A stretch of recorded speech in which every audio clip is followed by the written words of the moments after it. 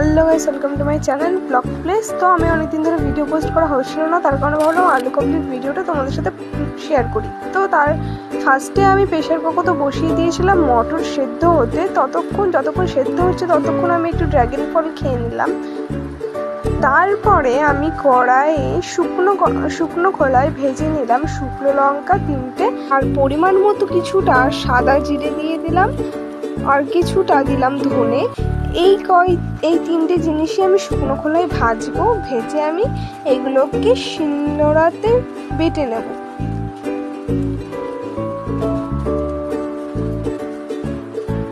এইবার আমি এটাকে ভালো করে বেটে নেব যাতে পুরো মিহি হয়ে যায়। এটাই হলো আমাদের আলু কাবলির স্পেশাল মশলা। তুই দেখো বাটা প্রায় হয়ে এসেছে। এইভাবে আমি বেটে নিয়েছি, আর বেটে আমি একটা কাগজের উপরে তুলে নেব এই মশলাটাকে। এটা পরে আলু কাবলির মধ্যে দিতে হবে। তারপরে কড়াইয়ে জল নিয়ে পরিমাণ মতো জল নিয়ে, যেমন আলুটা ডুবে ডুবে থাকবে এমন জল নিয়ে দিয়ে দিতে হবে আলুগুলো।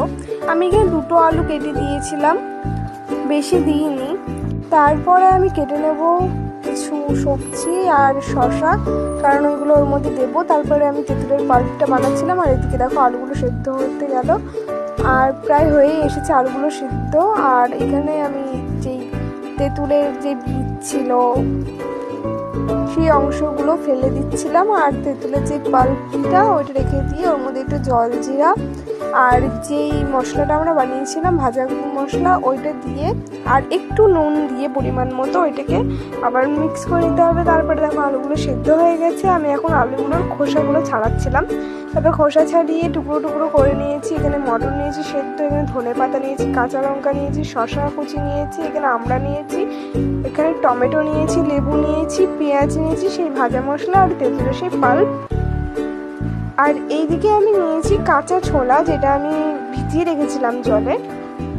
আর এখানে বাদাম। আমার সেদ্ধ ছোলা খেতে একদমই ভালো লাগে না, আমি কাঁচা ছোলাটাই বেশি ভালো খাই, ওই জন্য আমি কাঁচা ছোলাই নিয়েছিলাম। তোমরা চাইলে সেদ্ধ ছোলাও নিতে পারো। তারপরে আমি আর একটা পাত্রে যেই আলুগুলো সেদ্ধ করে কেটে নিয়েছিলাম সেইগুলো দিয়ে দিয়েছিলাম। তারপরে আস্তে আস্তে দিয়ে দিয়েছিলাম সেদ্ধ করা মটর। তারপরে দিয়েছিলাম কাঁচা ছোলা যেমন তোমরা চাবে তেমন দিতে পারো, মটর ছোলা যেমন পরিমাণের আলু তেমন। তারপরে দিয়ে দিয়েছিলাম বাদাম। আমার এখানে ভুল হয়ে গেছিলো, এখানে ভাজা বাদাম দিতে হয়, সেখানে আমি কাঁচা বাদাম দিয়ে দিয়েছিলাম। আমার মা পরে বললো ভাজা বাদাম।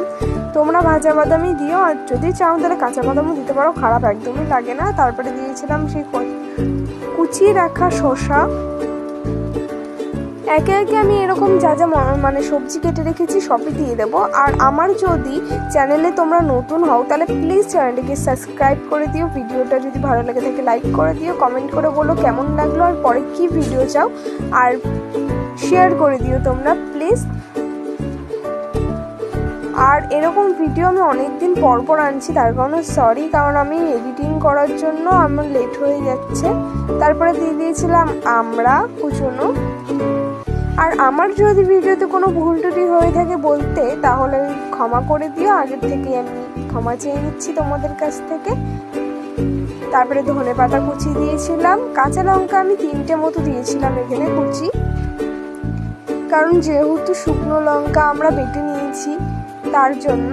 তারপরে দিয়ে দিয়েছিলাম কুচনো টমেটো, আমার ফেভারিট। টমেটো মাখা কে কে ভালো খাও বলবে আমাকে, আমি বিশেষত মাখা বললেই আমি ভালো খাই। তারপরে দিয়ে দিয়েছিলাম পেঁয়াজ কুচি, তারপরে লেবু। আমি টমেটো মাখা, শসা মাখা, তারপরে চালতে মাখা, তেঁতুল মাখা, পেঁপে মাখা, এই সমস্ত জিনিস খাই। তোমরা কে কে ভালোবাসো সেটা আমাকে প্লিজ কমেন্টে বলো। আর তোমরা যদি আরও কোনো মাখার ভিডিও চাও তাহলে সেটাও আমাকে কমেন্টে বলো, আমি নিশ্চয়ই তোমাদের জন্য মাখার ভিডিও নিয়ে আসবো।